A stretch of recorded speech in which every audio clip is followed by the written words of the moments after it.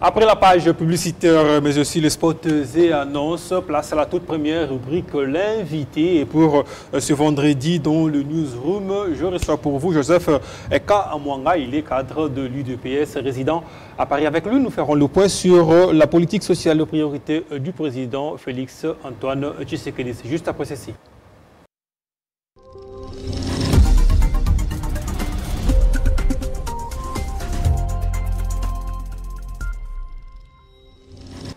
Joseph Kamanga, bienvenue.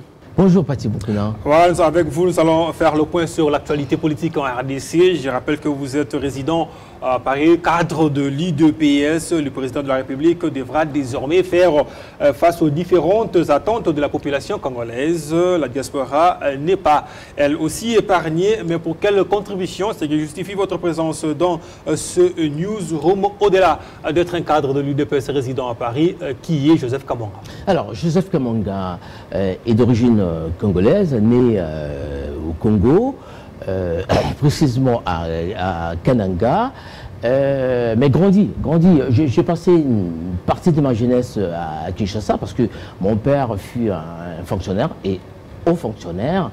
Donc, j'ai passé une partie de ma vie ici, de mon enfance à Kinshasa, avant de pouvoir aller en France, poursuivre mes études et y vivre et travailler jusqu'à aujourd'hui.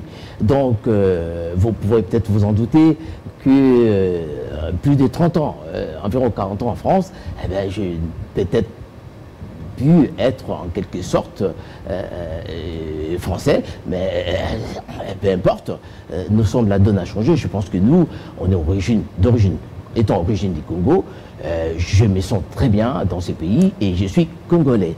Donc voilà. Et en France, donc j'ai travaillé, j'ai d'abord fait les études à l'École normale sociale de Paris, où j'ai obtenu une licence en travail social. Donc à l'origine, je suis un assistant de service social, hein, c'est mon métier d'origine. J'ai travaillé pendant 15 ans dans l'action sociale et politique sociale au sein de l'université, donc le CROUS, Centre régional des œuvres universitaires, en tant qu'assistant social des étudiants. Voilà. Et ensuite, je travaille également dans les secteurs hospitaliers en tant qu'assistant social des patients à l'hôpital européen Georges Pompidou. Et avant de retourner à l'université pour passer d'abord mon master en sciences politiques et ensuite doctorat en sciences politiques. Voilà, vous êtes scientifique et analyste politique. Avec vous, nous allons parler des 7 contributions de la diaspora à l'alternance politique en RDC. Vous êtes la diaspora, quelle est votre contribution? Alors, il faut déjà commencer par manifester, reconnaître que nous sommes très heureux pour cette alternance qui est arrivée au bon moment, et également heureux parce que le président de la République tend la main à la diaspora. Il a même affirmé qu'il compte sur la diaspora pour pouvoir l'aider, pour pouvoir apporter son expertise, son expérience, ses compétences accumulées, acquises à l'étranger, pour pouvoir le mettre au service des changements qui est en train de se mettre en place dans notre pays. Donc, alors, mais concernant, je ne sais pas si la question est personnelle, hein, là je réponds. La question, elle est d'abord globale en tant que diaspora. Vous êtes arrivé, vous avez vu comment le pays a connu cette alternance aujourd'hui. Hier, d'abord, cette diaspora était qualifiée des combattantes, parce que c'est ça un peu comment on qualifie la diaspora, les combattants. Aujourd'hui, qu'il y a eu alternance, l'est-elle toujours? Alors, je vous arrête peut-être là, pour vous dire que je ne suis pas combattant, moi, et je ne fais pas partie de la diaspora qu'on appelle combattante, ou les combattants. Je ne fais pas partie de cette diaspora. Moi, je fais partie de la diaspora silencieuse. C'est une diaspora qui, vous ne voyez pas dans les réseaux sociaux en train d'insulter tout le monde.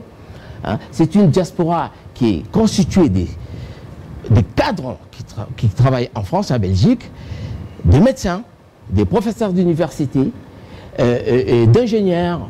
Et voilà, ce sont ces personnes-là que vous ne voyez pas. Alors, donc, c'est Donc j'ai fait partie de cette diaspora-là, que nous appelons diaspora silencieuse. Mais quant à la diaspora que vous appelez, qui est dite combattante, eh bien, vous avez peut-être, vous savez comment elle est, comment elle se manifeste, comment elle se comporte. On peut regretter que même les médias ont fait écho énormément, ont contribué quand même à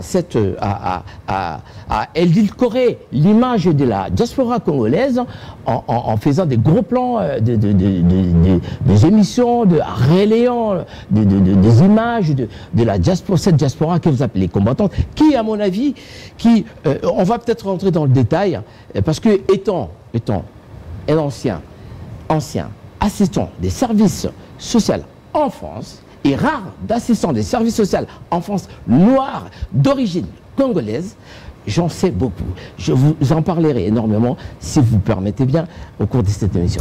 La question n'est pas dans le détail de cette diaspora, peut-être prochainement dans une émission beaucoup plus élaborée. Parlons de cette mesure du président de la République accordant un séjour de 30 jours aux originaires de la RDC, même si ayant une autre nationalité. Nous savons que les Congolais émigrent pour beaucoup de raisons, pour des raisons diverses. Aujourd'hui, pouvons-nous dire que l'exil politique est renvoyé, peut-être appartient au passé, parce que désormais, les Congolais sont libres de rentrer chez lui? Alors, c'est une question personnelle, je pense. Ceux qui veulent rester, poursuivre, rester en tant que réfugiés politiques en France ou dans les autres pays, c'est une question politique. Mais sur le plan de la légalité, les îles politiques, le statut de réfugié politique émane de la Convention de Genève de 1958. Donc, mais je pense que, je suis d'accord avec vous, il n'est plus, je pense qu'il est inutile aujourd'hui. Inutile parce que s'en prévaloir dans la mesure où les pays, aujourd'hui, il y a une attenance politique, démocratique. Les présidents, d'ailleurs, je crois qu'il a abordé dans ce sens, il a tendu la main à tous les Congolais qui sont éparpillés par le monde. Il leur a dit de venir au pays et que le pays a besoin de nous pour la reconstruction nationale. Donc, c'est prévaloir des réfugiés politiques aujourd'hui, en France ou dans les autres pays, je pense que ça n'a vraiment plus de sens. Hein. Ça n'a plus de sens dans la mesure où, oui, mais pour quelle crainte, qu'est-ce qu'on craint pour sa vie en cas de retour dans le pays? Moi, je suis arrivé, j'ai vu, j'étais surpris, ça fait des années que je suis parti d'ici, j'ai vu comment je suis sorti de l'aéroport sans problème, et pas de tracasserie, et les gens sont sympas, courtois, respectueux. Voilà, moi je pense que la demande d'asile politique, je pense qu'elle relève quand même du passé, comme venez de le dire, Paty. Je vais vous donner quelques chiffres qui vont vous permettre de faire l'analyse dans la question à venir. La diaspora a envoyé près de 175 millions de dollars aux membres des familles. Ce sont des statistiques qui datent à partir de 2015 en termes de nombre. En Europe où vous résidez, la diaspora congolaise représente 400 000 personnes. Aux Amériques, ça veut dire les États-Unis et Canada, c'est 67 000 personnes. En Asie, c'est 5 000 personnes. Tout compte fait, vous êtes à peu près à plus de 500 000 personnes en dehors de la RDC et vous constituez un capital humain. Aujourd'hui que vous êtes... Et économique aussi. Et économique, évidemment. Oui. Et aujourd'hui que les frontières vous est pratiquement ouvertes, oui. Comment et en quoi vous comptez contribuer au développement économique et social de la RDC? Je pense que nous pouvons bien contribuer au développement social et économique du pays en ramenant, en transférant nos économies. Ici, il y a des banques. Nous avons des banques. Je suis surpris de voir qu'il y a un système bancaire qui a été mis en place. Et voilà, on peut bien, par la voie bancaire, transférer nos avoirs, nos économies, venir nous installer et développer nos projets ici. En commençant par quel secteur? Parce que vous n'allez pas embrasser tous les secteurs de la vie. Il y a le social dont vous en avez l'expérience. Il y a plusieurs domaines du social. Il y a la santé, il y a les assurances, il y a la retraite, il y a les transports, il y a le service, il y a le social, c'est beau. C'est un domaine vaste. Vous commencez par quel bout exactement? Alors, je pense que quand on a vécu dans ces pays, comme je prends notamment en France, je pense qu'il faudra pour les présidents aujourd'hui, d'abord, de pouvoir, comme il a dit, instaurer un système d'assurance maladie. Ça, c'est hyper important. La plupart de nos compatriotes n'ont pas envie de revenir ici par crainte pour leurs problèmes de santé. Et ils se disent, bon, si je rentre, et voilà, et si je tombe malade, comment serais-je soigné et tout, alors qu'ici en France, j'ai une carte vitale. En France, on appelle ça la carte vitale de la sécurité sociale, c'est-à-dire que l'État français prend en compte environ 80% des soins médicaux. Toi, tu ne contribues qu'à 20%. Voilà, quels que soient les coûts. Les coûts des soins médicaux, l'État prend en compte 80%. Donc déjà, le président peut nous inciter à revenir. À inciter d'abord en instaurant cette sécurité sociale universelle dont il a parlé. C'est un élément important qui garantit quand même, qui permet de nous dire, voilà, on y va, en cas de maladie, on sera soigné, il n'y aura pas de problème de soins, on ne sera pas obligé de courir, de monter dans l'avion et retourner en France ou en Belgique ou ailleurs pour être soigné. Ça, c'est hyper important. Et ensuite, il faudra qu'il y ait le président puisse quand même introduire des réformes qui facilitent le climat des affaires dans ces pays. Vous savez que, mieux que moi, que lorsqu'on tentait de venir investir dans ces pays, eh bien, on était confronté à d'obstacles, à de nombreux obstacles. Donc là, c'est un problème, c'est un frein quand même à un investissement. Vous voyez, il faut déjà éliminer, éradiquer tous ces obstacles-là pour permettre aux personnes qui souhaitent venir investir, nous, la diaspora qui souhaitons venir investir ici, il faut que nous ayons des facilités. Et moi, je pense même que le président, pourquoi pas, il peut créer un commissariat, un haut commissariat pour la diaspora. Donc, ça sera un organisme qui permettra, qui aura pour mission de pouvoir faciliter et recenser d'abord les Congolais de la diaspora qui ont un pouvoir économique assez important et qui souhaitent venir développer des projets ici et ensuite les accompagner dans leur démarche. Vous voyez ce que je veux dire? Vous faites allusion à ces réseaux d'affaires internationales dont vous n'êtes pas arrivé, vous, en tant que diaspora, pendant 40 ans, à mettre en place au-delà, à la différence de beaucoup de diasporas. Écoutez, ce n'est pas nous qui allons mettre ça en place. Nous avons des représentations diplomatiques un peu partout dans le monde. Ça relève du ministère des Affaires étrangères. Je vais vous dire une chose, Paty. Les Maliens ont une banque en France, une banque malienne, pour les Maliens de l'étranger. Vous vous rendez compte? C'est-à-dire que cette banque-là permet aux Maliens qui résident en France de pouvoir déjà développer des projets dans leur pays d'origine. Oui, et cette banque accorde même des crédits à ces Maliens-là. Nous ne l'avons pas. Si nous avions ce genre d'outils, eh bien, nous serions très actifs sur le plan économique, ici, dans notre pays.